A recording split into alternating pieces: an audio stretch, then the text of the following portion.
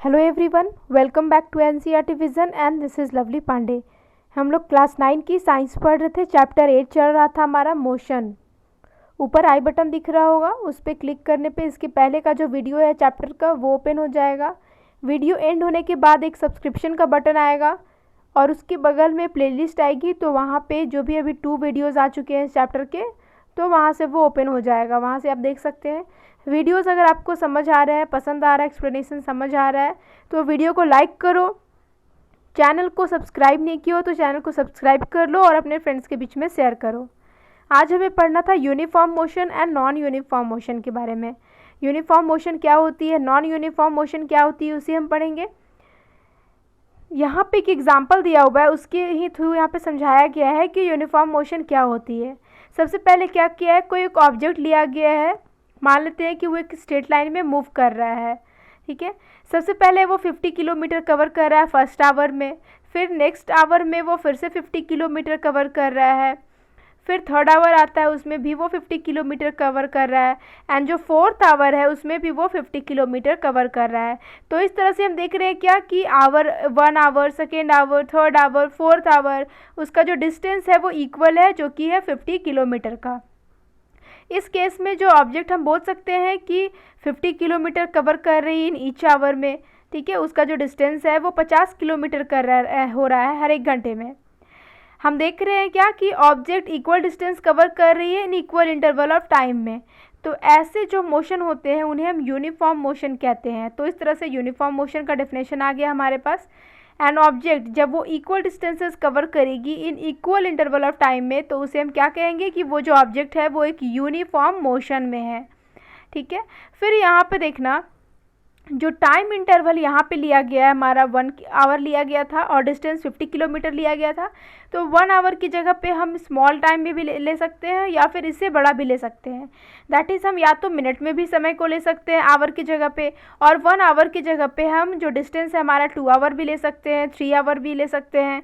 तो ये बताया जा रहा है आपको कि जो डिस्टेंस का जो इंटरवल है हम छोटा भी ले सकते हैं, बड़ा भी ले सकते हैं, ठीक है। बट इतना ही होगा कि हर एक टाइम इंटरवल में जो सेम होना चाहिए और उसमें जो डिस्टेंस कवर होगा वो सेम होगा for the body to be in uniform motion. कोई भी बॉडी अगर यूनिफॉर्म मोशन होगी तो, ठीक है। फिर यहाँ पे देखो आपको बोल रहा है कि डे टू डे लाइफ में हम ऐसे भी मोशंस हमारे आसपास होते हैं जब डिस्टेंस जो कवर होती है वो अनइक्वल होती है in equal interval of time में। दैट इज़ जो टाइम का जो इंटरवल है वो तो इक्वल होता है, लेकिन उस समय जो डिस्टेंस कवर होती है वो क्या होती है, अनइक्वल होती है। हर इंटरवल में जो डिस्टेंस है वो बदलते जाएगी।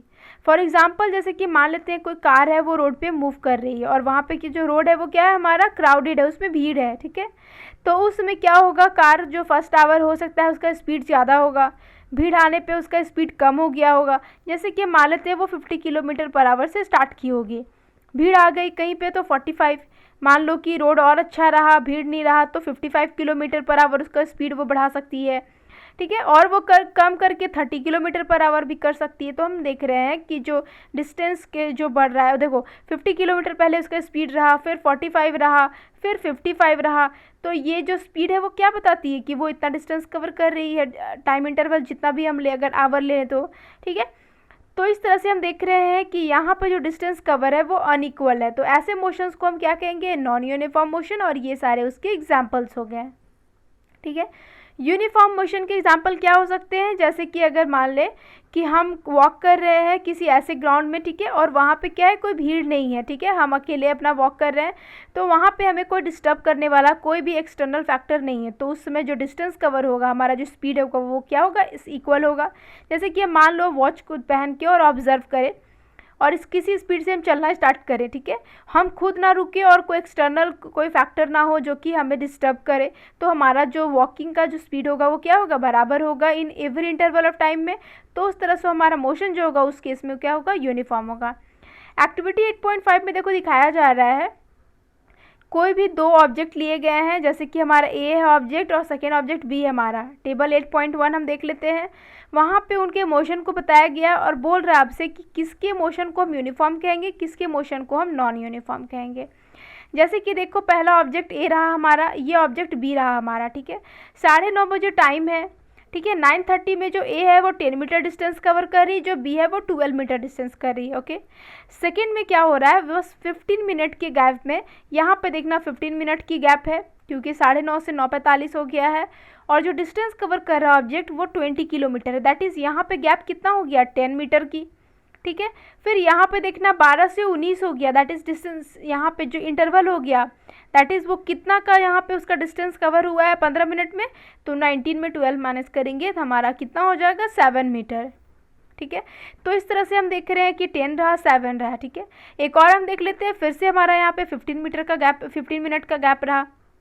ठीक है, अब यहाँ पे देखो 20 से 30 हुआ, दैट इज़ 10 का ही इंटरवल रहा है, यहाँ पे भी 10 मीटर फिर से वो कवर किया है उस 15 मिनट में।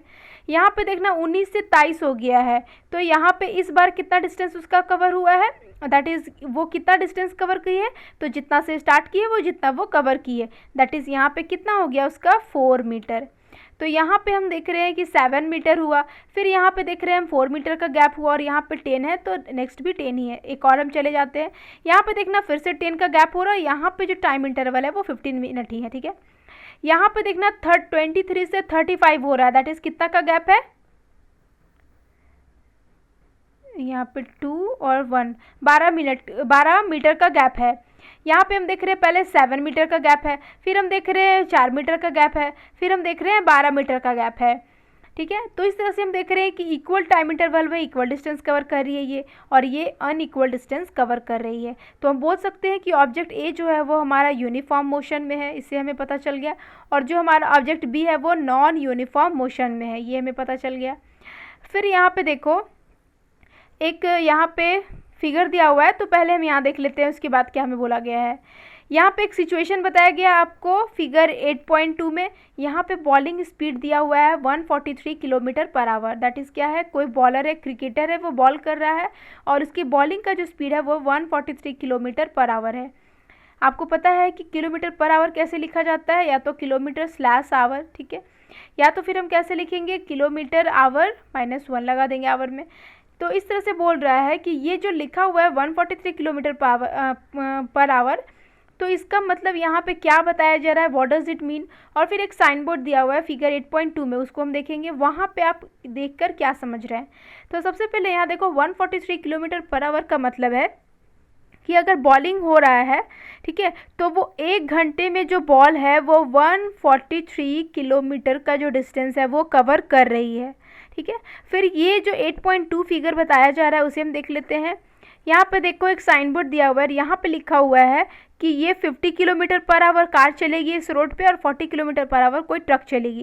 कहने का मतलब क्या है कि पर आवर, 1 घंटे में, 1 आवर में वो 50 किलोमीटर का ही डिस्टेंस कवर करेगी, वो हमारा कार होगा। ट्रक कितना होगा, तो 1 आवर में 40 किलोमीटर का डिस्टेंस को कवर करेगा। ये हमारा स्पीड से हम ये इस चीज़ को समझते हैं। ठीक है, फिर यहाँ पे देखो बोल रहा है कि हो सकता है कि डिफरेंट ऑब्जेक्ट्स हों डिफरेंट समय पे, ठीक है, अगर वो डिस्टेंस कवर कर रहे हैं तो वो डिफरेंट हो सकती है।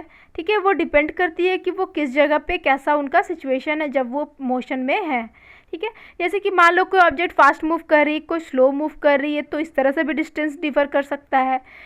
और अब हमें पता चलता है कि the rate at which objects move can be different. ठीक है, जिस रेट पे ऑब्जेक्ट्स मूव कर रहे हैं, मोशन में है, वो अलग हो सकती है। कोई स्लो मूव कर रही है, कोई फास्ट मूव कर रही है, किसी को कोई डिस्टर्बेंस मिल रहा है एक्सटर्नल, जो उसके मोशन को क्या कर दे रहा है, स्लो कर दे रहा है। ठीक है, तो इस तरह से हम देख रहे हैं कि ऑब्जेक्ट्स का डिफरेंट रेट हो सकता है और सेम रेट भी हो सकता है। कभी ऐसा हो कि दोनों जो ऑब्जेक्ट है वो सेम रेट पे ही मूव करे। तो अब ये जो रेट बोल रहा है वो रेट क्या है, तो देखो रेट का मतलब होता है उसका स्पीड। ठीक है, अभी हम यहाँ पे आगे पढ़ लेते हैं तो अभी हम और अच्छे से हमें समझ में आ जाएगा। जो rate of motion of an object होती है उसे हम कैसे कैलकुलेट करते हैं, तो जो भी वो डिस्टेंस ट्रैवल करती है ऑब्जेक्ट, और इन यूनिट टाइम में। ठीक है, यूनिट टाइम कहने का मतलब क्या है, इस यूनिट टाइम में हमारा पर सेकेंड भी हो सकता है। ठीक है, हमारा पर सेकेंड भी हो सकता है। ये जो यूनिट टाइम है हमारा पर आवर भी हो सकता है, पर मिनट भी हो सकता है। तो यूनिट टाइम में हम कुछ भी ले सकते हैं जिसमें वो ऑब्जेक्ट कितना डिस्टेंस कवर करती है, तो वो उसका क्या हो जाएगा, रेट हो जाएगा। ठीक है, ये उसका रेट हो जाएगा। अब यहाँ पे देखो ये जो रेट है उसे ही हम क्या बोलते हैं, ऑब्जेक्ट की स्पीड कहलाएगी ये। और जो स्पीड होती है ऑब्जेक्ट की, उसको अगर हम डिनोट करना चाहते हैं तो उसको एक एसआई यूनिट भी हम लेंगे उसमें। जैसे कि अगर 50 अगर वो डिस्टेंस कवर कर रहा है तो 50 किलोमीटर पर आवर होती है। तो जो स्पीड का जो एसआई यूनिट जो होता है, स्टैंडर्ड यूनिट होता है, वो क्या होता है, मीटर पर सेकेंड का। ठीक है, ये स्पीड का एसआई यूनिट हो गया।